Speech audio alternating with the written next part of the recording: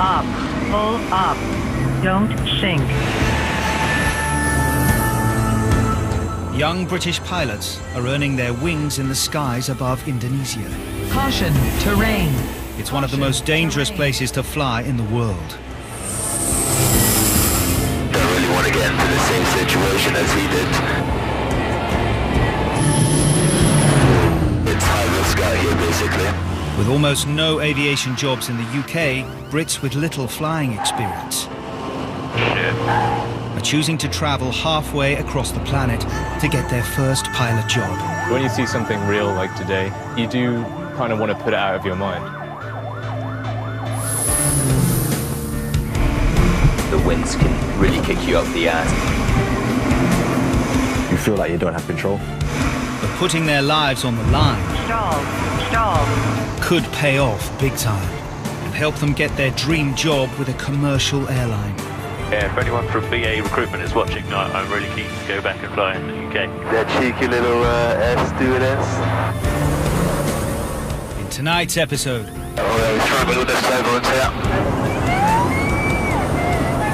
storm clouds and volcanoes push the pilots to their limits. I'm not happy going through this. Let's go over there. If we fly through an ash cloud, it could shut down the engine. And rookie pilot Nick has to deal with a plane flying too close for comfort. Traffic. We have no visuals. It's going to be in the clouds somewhere. Everybody look out for traffic.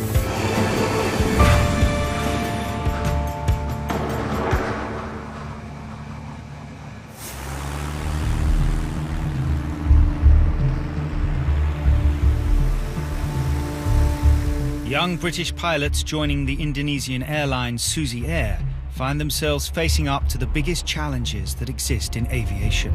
We have volcanoes to put up with every day. We have runways that could be little tiny mud strips on the side of mountains.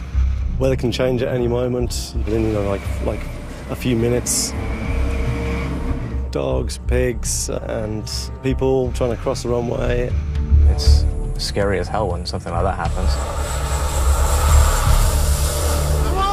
But it's not just the extreme flying they must take on.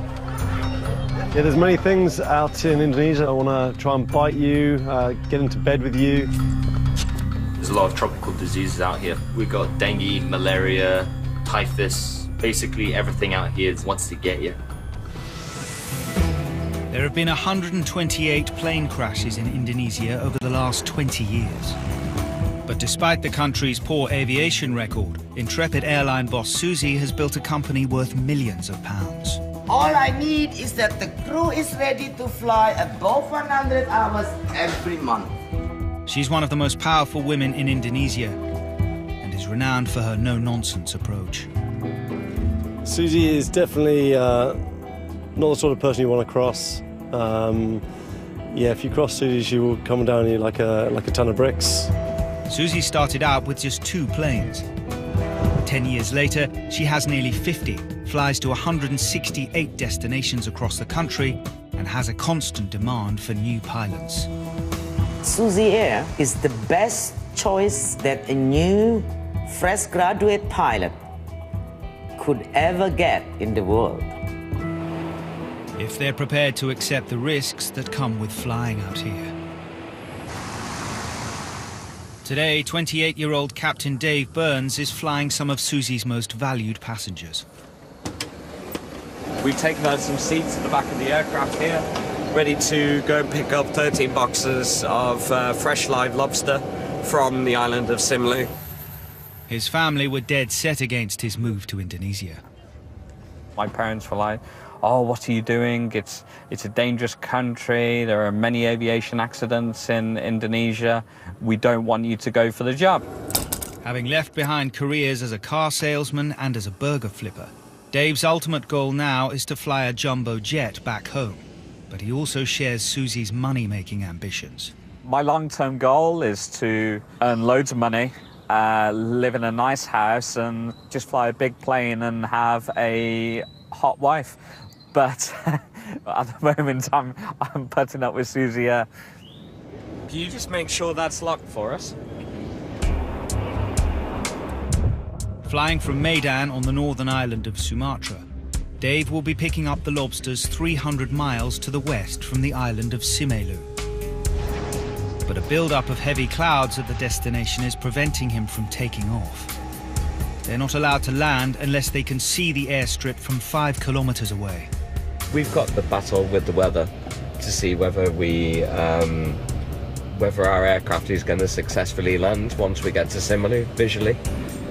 Dave knows only too well how badly things can go wrong for pilots in Indonesia. My time in Susi, we've been through 3 accidents, and I've lost friends being killed in plane crashes. Number one, the aircraft was overweight and they were flying towards a high mountain range, and the aircraft just couldn't climb over that mountain range. Accident number 2, one of the local tribal guys was walking across the runway. He was apparently deaf and couldn't hear the plane coming. Number 3, my good friend died in that accident. When the aircraft had a fuel problem, he was only 100 meters away from safely landing on the road. It's a realization about life and that how you're not invincible and how anything can happen. The lobsters are a huge moneymaker for Susi, but have to be delivered fresh. So despite the threat of poor visibility, the airplane dispatcher is under pressure for them to be collected as soon as possible. He's come out personally. He's come out personally, so there's going to be an issue. Hi, Danny. I want you must landing in Simelu, because it's impossible this lobster flight with you, okay? If you're not landing, problem with me. Okay, I want to speak to Charles before we make that decision. Okay, ya. Okay. Ya ini dia mau ngomong dulu sama Charles, kalau cuaca bagus dia terbang sekarang ini. Lagi boarding bang, lagi boarding. If I don't land and I don't get the lobsters, then the lobsters aren't going to be fresh, and this is the pressure that we have. The captain has responsibility for making the final call on whether it's safe to take off. Yo, dude. What's the weather exactly? He says the weather is at least 5 kilometers, which is completely legal for us to fly.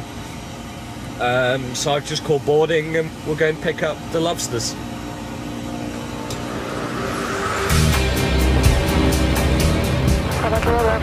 India Air 135, contact That's again. Once in the air, Dave has to navigate another major hazard pilots often experience flying from Medan: bird strike. If you could keep out the birds for me.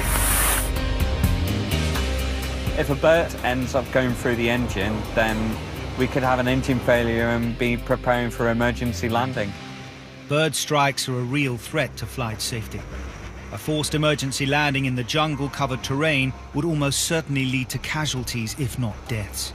Without the advanced technology you would find on a jumbo jet, it's down to the pilots to visually navigate their way through any hazards. It's very tricky, very, very tricky. It takes a lot of skill. When you compare it to the airliners back at home, there's a lot more hands-on flying. And also, unlike the big jet airliners, they get no support from air traffic control on landing. Because these airports have no instrumentation to help us land, so it's literally our feet, our hands, and our own eyes.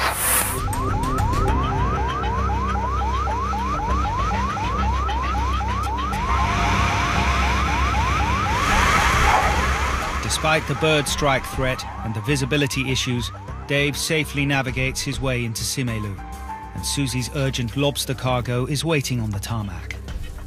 So we've arrived to pick up our little passengers. Keeps on growling at me. 1 kilo of these lobsters is £27, and today we're carrying 280 kilos back to Medan, ready to go onto the dinner plates around Asia. So we better make sure they have a safe flight back to Medan. Airspeed is live at 60 knots. But there's a problem. Dave's weather radar is warning him of storm clouds gathering off the coast of Sumatra, moving towards his intended path. Only a few weeks ago, a similar small plane crashed in Indonesia, killing all 4 people on board after a lightning strike broke off the plane's wing. We have all these build-ups